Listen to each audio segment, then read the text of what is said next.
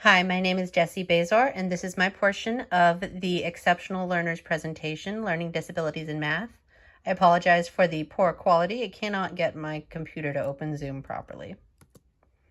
Introduction, this is for SPED 560, Spring 2025, and we're Group 1.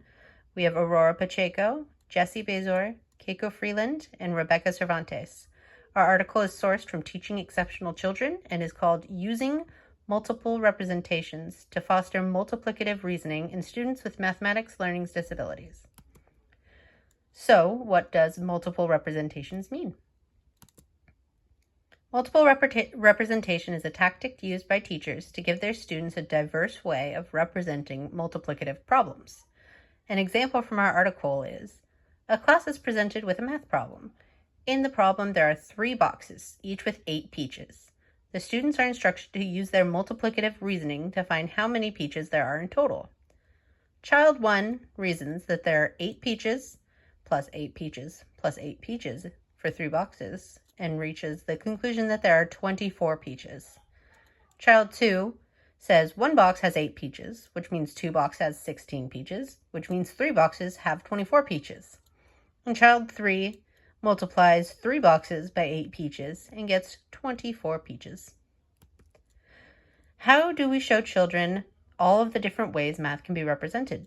There are 3 ways discussed in our article: concrete, semi-concrete, and abstract. Concrete would be connection cubes, Cuisenaire rods, 1-inch tiles, or other physical materials like beads, pennies, anything like that. Semi-concrete are diagrams or pictures like equal-sized groups, arrays, number lines, area model, hundreds charts, and graph paper grids.